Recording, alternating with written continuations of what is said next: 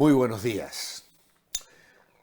Volvemos a reencontrarnos en este lunes en una dinámica esta semana algo diferente a la habitual, dado que el martes de esta semana vamos a viajar con mi esposa a las Islas Canarias para estar allí 8 días con hermanos en la fe que nos han invitado a compartir con ellos. Y entonces me veo obligado a grabar por anticipado estos devocionales. Y esa es un poco la dinámica diferente, tal vez a marchas forzadas, porque no quiero dejaros sin los devocionales, pero serán tal vez un poquito más cortitos, ateniéndonos más al material que ya tenemos en nuestras guías devocionales, y esperando que igualmente sean de bendición y que el Señor hable a cada uno de nuestros corazones. Desde ya agradecemos vuestras oraciones a nuestro favor en esta semana de descanso en un sentido, aunque también el próximo domingo, el 5 de febrero, estaremos compartiendo la palabra en la iglesia del Pastor Sierra y con los hermanos allí en un reencuentro que sin duda será de mucho ánimo y de mucha bendición para todos. Así que con esta presentación en una semana algo diferente, abrimos nuestro tema en el Evangelio de Marcos, esta vez el capítulo 13, versículos 1 al 4. Dice: saliendo Jesús del templo, le dijo uno de sus discípulos: Maestro, mira qué piedras y qué edificios. Jesús le respondió: ¿ves estos grandes edificios? No quedará piedra sobre piedra que no sea derribada. Y se sentó en el monte de los olivos, frente al templo. Entonces Pedro, Jacobo, Juan y Andrés le preguntaron aparte: Dinos, ¿cuándo sucederán estas cosas? ¿Y qué señal advertiremos cuando todas estas cosas hayan de cumplirse? Los judíos se sentían muy orgullosos de su templo, a pesar de que fue construido por la familia de Herodes con el fin de apaciguar a los judíos en su momento. Jesús ya había dado su opinión respecto al templo en el capítulo 11, cuando hizo la limpieza y dijo: la casa de mi padre no es una casa de mercado, es una casa de oración. Pero los discípulos estaban fascinados por la magnificencia de la estructura. Podemos imaginarnos la sorpresa que se llevaron cuando Jesús les dice que el edificio que tanto estaban admirando un día sería demolido. Los dirigentes judíos lo habían profanado. Jesús saldría de allí, lo dejaría desolado, y vendrían más tarde los romanos y lo destruirían. Cuando estuvieron lejos de la multitud, los discípulos preguntaron a Jesús cuándo ocurriría ese evento trascendental y qué suceso indicaría que estaba a punto de ocurrir. Sus preguntas revelaron que lo que comprendían de la profecía todavía era confuso. Pensaban que la destrucción del templo coincidiría con el fin del siglo y el regreso del Señor, tal cual leemos en Mateo 24:3. Pero sus preguntas dieron a Jesús la oportunidad de darles un mensaje profético, al que generalmente se le conoce como el discurso del Monte de los Olivos, que se encuentra también en Mateo 24 y 25 y en Lucas capítulo 21, versículos 5 al 36.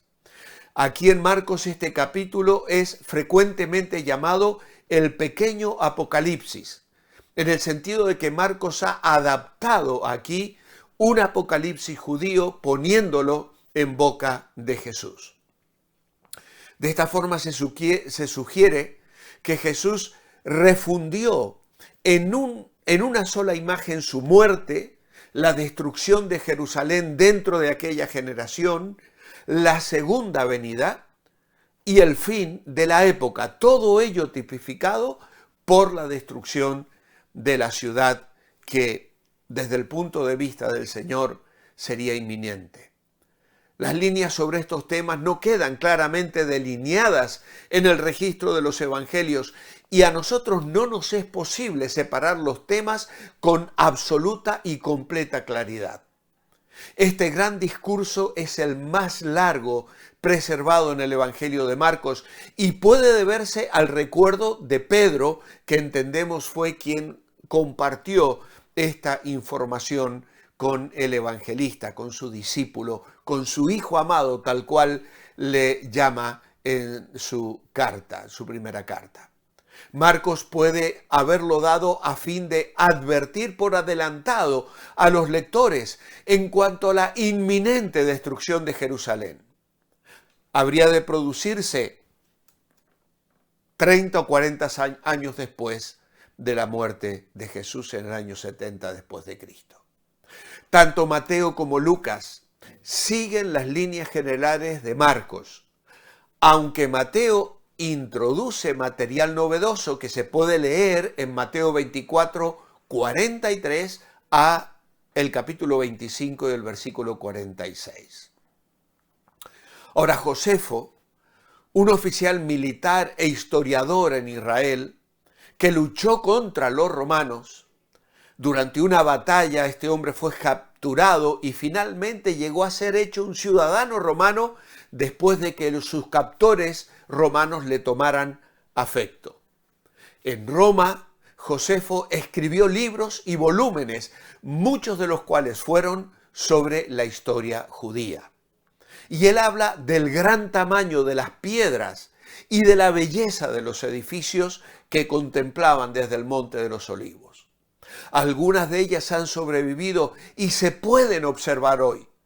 Miden entre 6 y 12 metros de longitud y pesan 100 toneladas. Todos ellos las habían observado con frecuencia. Pero a pesar de ser un edificio magnífico, con piedras impresionantes, no habría de resistir el juicio que Dios traía sobre el templo y la nación de Israel. Semejante edificio se había transformado en un impedimento para la vida espiritual de la nación. Era solo un baluarte del fanatismo religioso del pueblo y de sus dirigentes espirituales. En su ornamentación se había utilizado el alabastro, el mármol e incluso el oro en abundancia. Pero a pesar de toda esa grandiosidad, el corazón de la nación se había apartado de Dios y solamente un pueblo entregado a Dios con un corazón no dividido puede presentarse ante Él y ofrecer allí sus sacrificios. Para Jesús, la destrucción de aquel santuario es la consecuencia externa de lo obstinado de los corazones que conformaban aquel pueblo tan amado del corazón de Dios. Al estudiar este importante sermón, debemos seguir ciertas pautas prácticas. Para empezar, debemos estudiar este discurso a la luz del resto de la Biblia, especialmente del libro de Daniel. Las escrituras proféticas armonizan si consideramos todo lo que Dios ha revelado.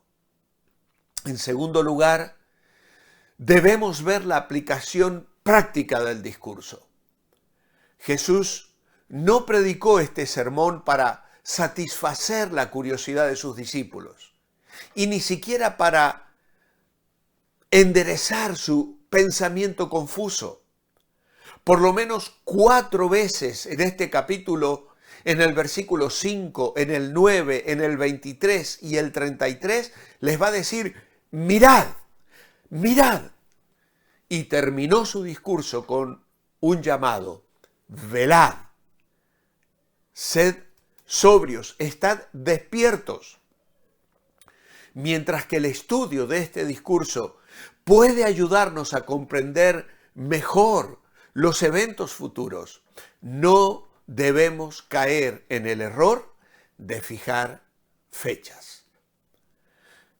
Otra cosa que debemos tener en cuenta, en tercer lugar, es que al estudiar debemos tener presente el ambiente judío del discurso. El discurso en el Monte de los Olivos brotó a raíz de algunas preguntas hechas a un rabí judío por 4 hombres judíos respecto al futuro de un templo judío. Ahora, las advertencias respecto a los falsos cristos interesarían, por supuesto, especialmente a los judíos, así como la advertencia respecto de las cortes y tribunales judíos. Los judíos apreciarían especialmente la referencia al profeta Daniel y el llamado a huir de Judea que se encuentra en el versículo 14. Finalmente, debemos recordar que este capítulo describe un tiempo conocido como la tribulación. Está mencionado en el versículo 19, donde dice: porque aquellos días serán de una tribulación, cual nunca ha habido desde el principio de la creación. Y el versículo 24, pero en aquellos días, después de la tribulación aquella, el sol se oscurecerá y la luna no dará su resplandor. Los profetas del Antiguo Testamento describieron este periodo y lo llamaron, por ejemplo, Jeremías, tiempo de angustia de Jacob.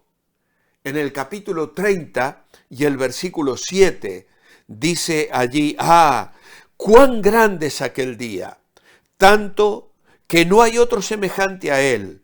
Es un tiempo de angustia para Jacob, para el pueblo de Israel, pero de ella será librado. Luego también el libro de Sofonías le llama día de ira. En el capítulo 1, versículo 15 al 18, día de ira aquel día, de angustia y de aprieto, día de alboroto y de asolamiento, día de tiniebla y de oscuridad, día de nublado y de sombras profundas, día de trompeta y de alarido sobre las ciudades fortificadas y sobre las altas torres. Colmaré de angustia a los mortales, y ellos andarán como ciegos porque pecaron contra el Señor. Su sangre será derramada como polvo y su carne como estiércol.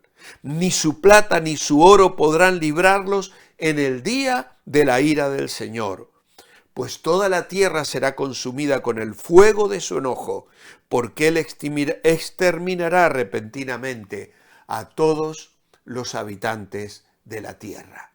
Isaías capítulo 26, versículo 20 y 21 también hace mención de esto. Anda, pueblo mío, entra en tus aposentos, cierra detrás de ti tus puertas, escóndete un poquito, por un momento, en tanto que pasa la indignación. Porque el Señor sale de su lugar para castigar a los que habitan la tierra por su maldad contra Él. Y la tierra descubrirá la sangre derramada en ella, y no encubrirá ya más a sus muertos.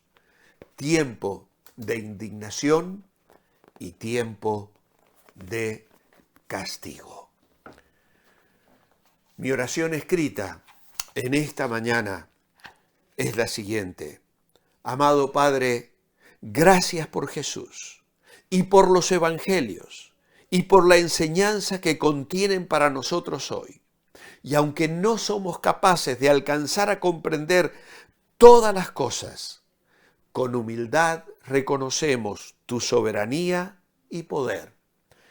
Y con adoración nos inclinamos ante ti hoy, porque eres el Dios de ayer, el Dios de hoy y el Dios de mañana, aquel que se hace llamar Yo soy el que soy. Te amamos y adoramos en tu nombre. Amén. Os espero mañana para seguir mirando este apasionante capítulo 13 del Evangelio de Marcos. Manteneos bendecibles.